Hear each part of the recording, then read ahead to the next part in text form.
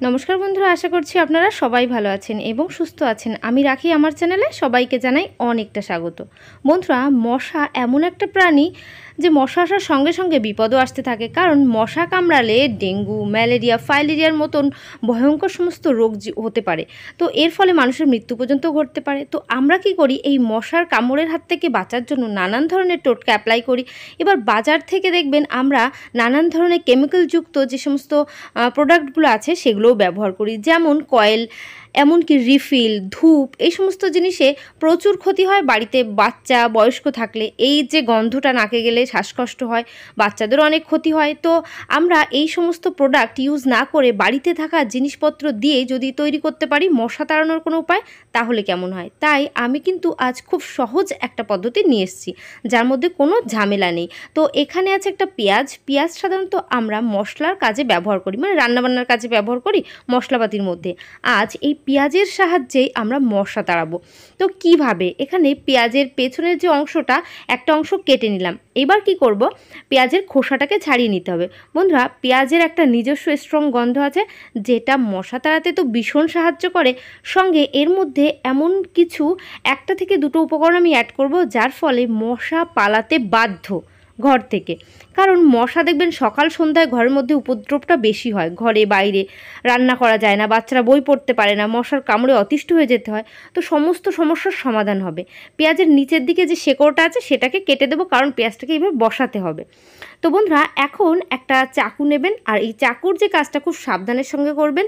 এইভাবে ঘুরিয়ে ঘুরিয়ে পেঁয়াজের ভেতরটা গোল মতো করে নিতে হবে, মানে এই যে গর্ত মতো একটু করে নিতে হবে। তো এইভাবে চাকু দিয়ে করতে গেলে অনেক সময় পেঁয়াজটা ছিদ্র হয়ে যেতে পারে, এই জন্য আপনারা চেষ্টা করবেন চামচ দিয়ে করা। চামচের পেছন অংশ দিয়ে এইভাবে ঘোরাবেন, দেখবেন পেঁয়াজের ভেতরে গোল গর্ত মতো হয়ে যাবে। তো আমি এখানে পেঁয়াজটাকে ভেতর পুরো একদম ফাঁকা করে দিয়েছি। এই পর্যায়ে পেঁয়াজের মধ্যে আমরা কি মেশাবো, যার ফলে মশা তাড়াতে বাধ্য হবে। দেখুন, মশার যন্ত্রণায় আমরা কিন্তু সবাই অতিষ্ঠ হই।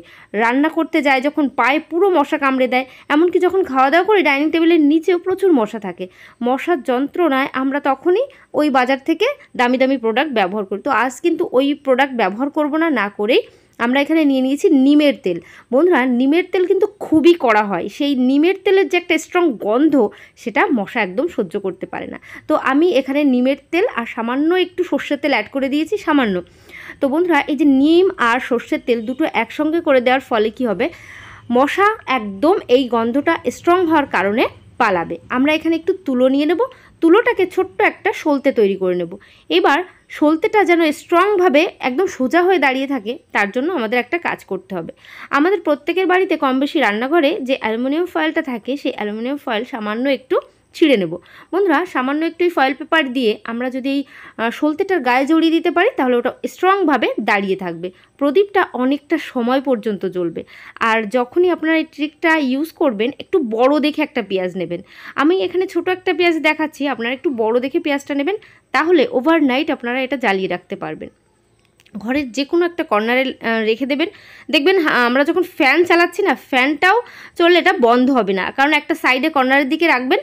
তাহলে এর যে একটা গন্ধ বেরোবে, সেই গন্ধের কারণে মশারা কিন্তু ঘরে থাকবে না।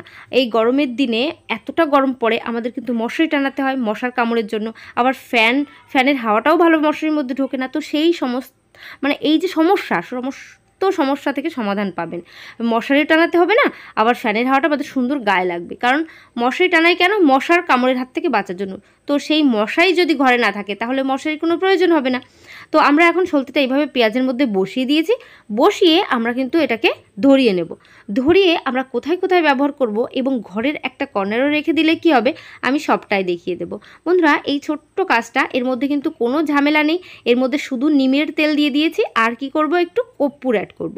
কারণ কর্পূরের একটা গন্ধ আছে, সেই গন্ধটা কিন্তু পোকামাকড়, মশা, মাছি এরা কেউই সহ্য করতে পারে না। বিশেষ করে তো মশারা কর্পূরের গন্ধ এতটাই অপছন্দ করে, যেখানে এই কর্পূরের গন্ধ পাওয়া যায় ওরা কিন্তু সেই এলাকাটাই থাকে না, সেই একদম ওখান থেকে পালিয়ে যায়। তো বন্ধুরা, মশাদের তাড়ানোর জন্য আমরা কিন্তু নিমের তেলের মধ্যে একটু কর্পূর অ্যাড করব। তো কর্পূর তো কম বেশি আমাদের প্রত্যেকের বাড়িতে থাকে, কারণ পুজোর ঘরে দেখবেন কর্পূর সবারই থাকে।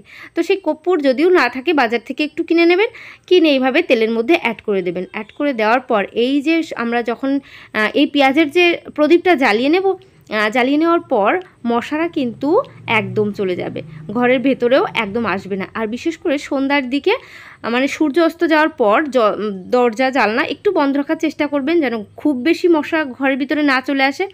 আর যদিও খোলা রাখতে হচ্ছে, সেক্ষেত্রে একটা এরকম পেঁয়াজের মধ্যে সলতেটা বানিয়ে একটু জ্বালিয়ে রাখবেন জানলার পাশে, তাহলেও জানলা থেকে আর একদম কোনো মশা ঘরের ভেতরে ঢুকবে না। আমি এখানে সলতেটা জ্বালিয়ে নিচ্ছি বন্ধুরা, খুব সুন্দরভাবে। এটা অনেকটা সময় টেকসই হবে, সলতেটা নরম হয়ে যাওয়ার কারণে এটা একদম নেতিয়ে পড়ে, নিভে যায়, সেটার জন্যই আমরা ফয়েল পেপার দিয়ে জড়িয়ে দিয়েছি। তার ফলে কিন্তু সলতেটা এইভাবে স্ট্রং হয়ে দাঁড়িয়ে থাকবে আর একদম অনবরত জ্বলতে থাকবে। যত সময় তেলটা থাকছে, আপনারা একটু তেলটা ফুরিয়ে গেলে একটু একটু করে তেল আর কর্পূর অ্যাড করবেন, তাহলে কিন্তু দীর্ঘ সময় পর্যন্ত এই প্রদীপটা জ্বলবে। আপনাদের কোনো চিন্তা করতে হবে না। মশার কামড়ে বাচ্চাদের, বড়দের সবার যে বিপদ হয়, বড় বড় সমস্ত রোগ জীবাণু এসে যাচ্ছে শরীরে, তো সে সমস্তগুলোও হবে না।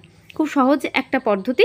আমি এবার দেখিয়ে দিচ্ছি আমাদের ঘরের, দেখবেন ঘরের ভেতরে মশা যখন চলে আসে, ওরা জানলা দরজা এর যে পর্দাগুলো আছে না, সেই পর্দার পেছনেই লুকিয়ে থাকে। তো আমরা প্রথমত কি করব, জানলা এবং দরজার যে পর্দাগুলো থাকে, সেই পর্দার পেছনেই আমরা কিন্তু প্রদীপটা দেখিয়ে দেব। তাহলে এর একটা গন্ধে এখানে কিন্তু কোনো মশা লুকিয়ে থাকতে পারবে না, খুব সহজে এখান থেকে বেরিয়ে যাবে।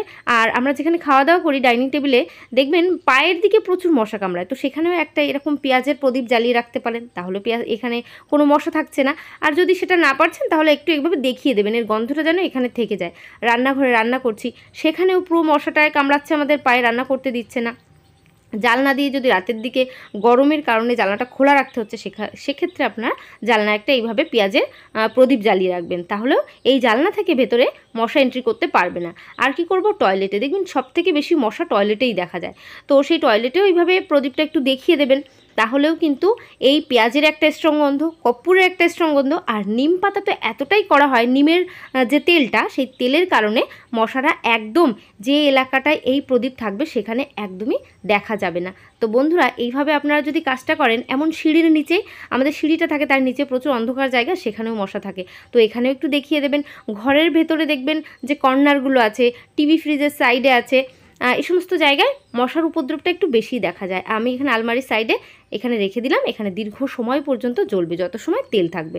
আশা করছি বন্ধুরা এই টিপসটাও অনেকটা কাজে আসবে, অনেকটা ভালো লেগেছে। তো আজকের ভিডিও এখানে শেষ করছি, সবাই ভালো থাকবেন, সুস্থ থাকবেন, তো বাই, টাটা।